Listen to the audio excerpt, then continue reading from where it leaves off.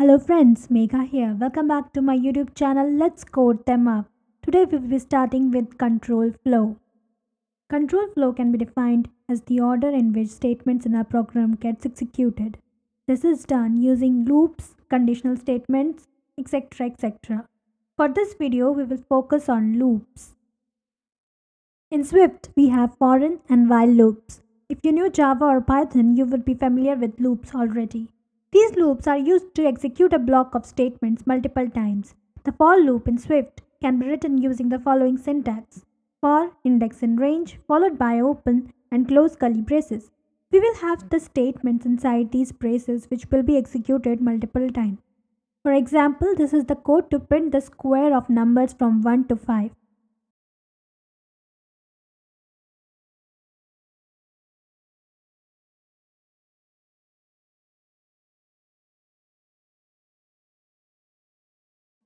In the result bar, we can see 5 times printed. When we click on the show result button, we see that square of 5 is 25 is printed. This is the latest value of number in the for loop. Some of you might even see a graph here. To see all the values of number, double click on the result here and select value history. Now we can see the square of all the numbers between 1 and 5. Coming back to the code, the dot operator here used is the closed range operator. It is used to select the range of our iteration inclusive of the start and the ending index. Here the range is 1, 2, 3, 4, 5 including 1 and 5. In the for statement, our variable number is initialized with the value 1, that is the starting value of our range. Then control jumps inside the for loop to our print statement. After this print statement is executed, control flow goes back to our for statement. Now, number variable increments to 2 and control again jumps to the print statement. This loop repeats in this fashion until the value of index reaches the end of our range, that is 5, and here our loop stops. Foreign loops are also used to iterate over arrays, strings and dictionaries. Let's see a few examples of these. Consider an array of colors. We will print all colors present in the array using the for loop. This can be done using the following code.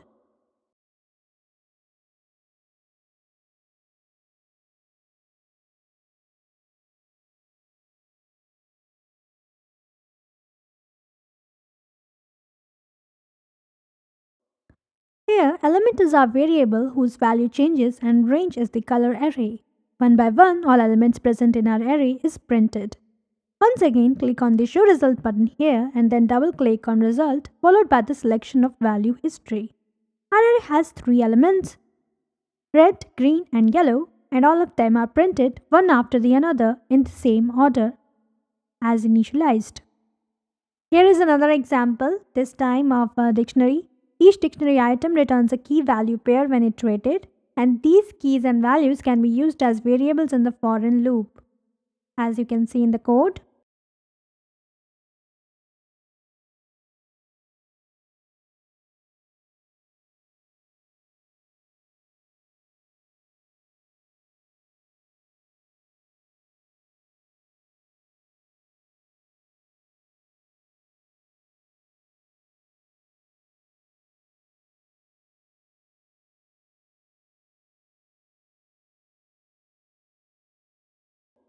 Here, vegetables are the keys and the quantity are the values in our dictionary. We use them as variables to iterate over the dictionary and print it. To view the whole result, click on the show result button and then double click on the result followed by selection of value history.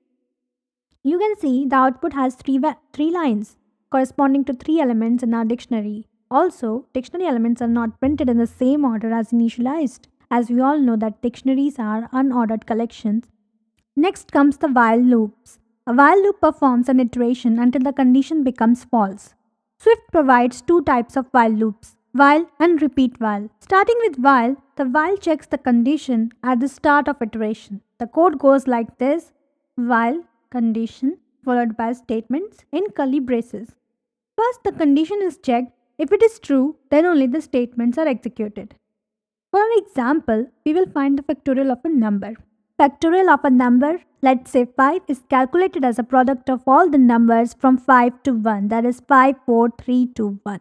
which amounts to 120. This can also be written as 5 into 5 minus 1 into 3 into 2 into 1, or 5 into 5 minus 1 into 5 minus 2 into 2 into 1, and so on. This will lead to an algorithm like this. We will start with two variables, num and factorial. Num will store our integer 5 and factorial will store our product. Initially, factorial will be set to 1. The second step is we assign the product of factorial and num to the variable factorial. The third step will decrease the number by 1. Next, we will check the condition whether num is greater than 1 or not, and based on that, steps 2 and 3 will be repeated.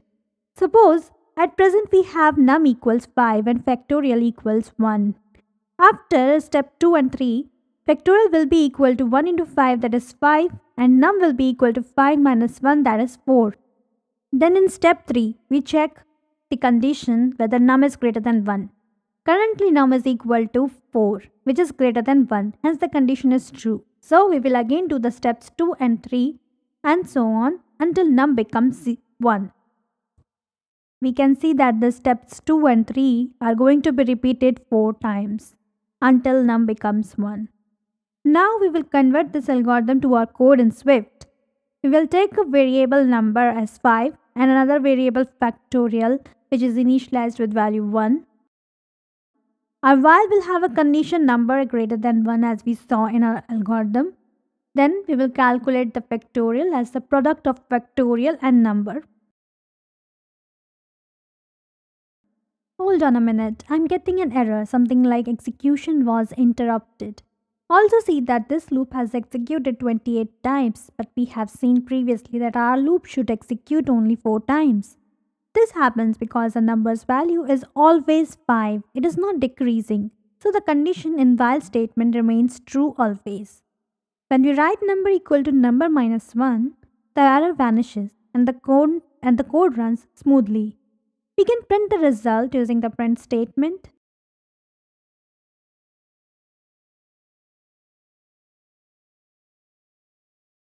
And it shows us 120.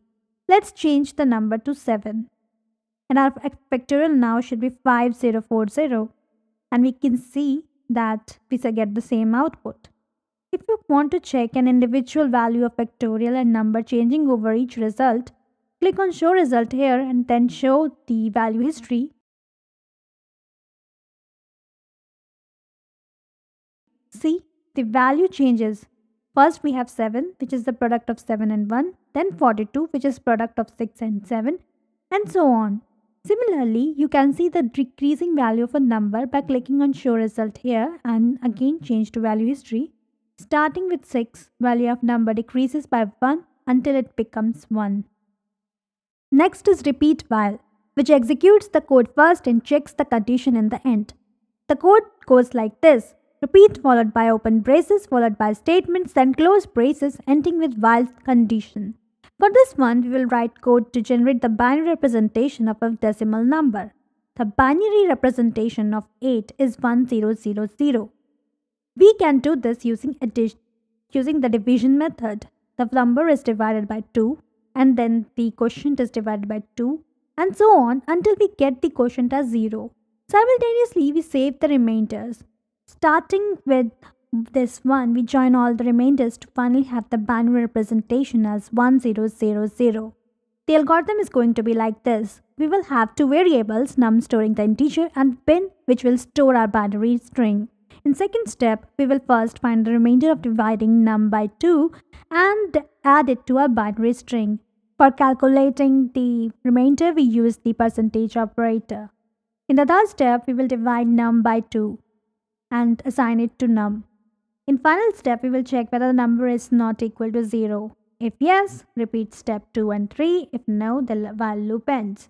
Suppose at present we have num equals 8. After steps 2 and 3, bin is equal to bin plus 8 percentage 2, which is equal to null string plus 0 equal to 0, and num is equal to 8 by 2, which is equal to 4. Now when we check num is not equal to 0, we get true. As it is not equal to 0, it is 4. And so steps 2 and 3 will be repeated again and again so on until num becomes 0. When we see the final result, it is 0001, sort of reverse to our correct answer, which is 1 followed by 3 zeros. We can change this by changing our expression for step 2 to bin equal to num percentage 2 plus bin. As you see here now, the final string becomes 1000. Let's do the implementation of this algorithm in Swift using the repeat while loop. First, we'll initialize a decimal number variable with 8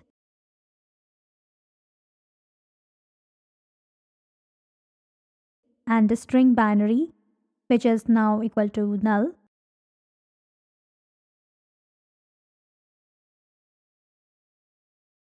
Inside our loop, first we need to save the remainder as a string in our variable binary. But when we write binary equal to decimal number percentage 2 plus binary, we get an error. This error occurs because we are assigning an int value to a string variable. So we need to typecast this value into a string. Let's do that.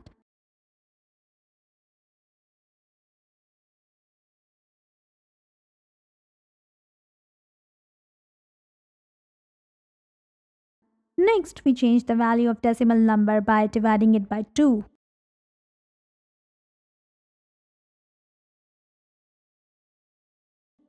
Next, we write the while followed by the condition decimal number is not equal to 0.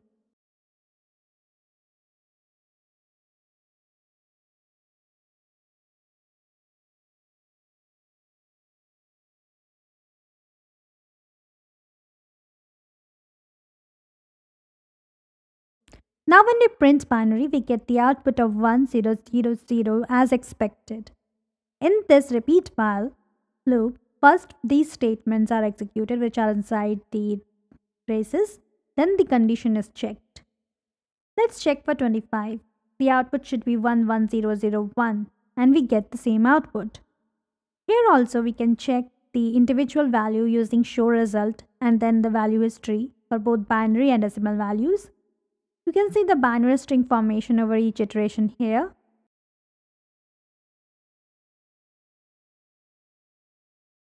And the changing values of decimal number here. This completes the loops part of our control flow. Next we'll be learning the conditional statements like if and switch. If you have any questions or comments, do leave them in the comment section below and don't forget to subscribe. Thank you.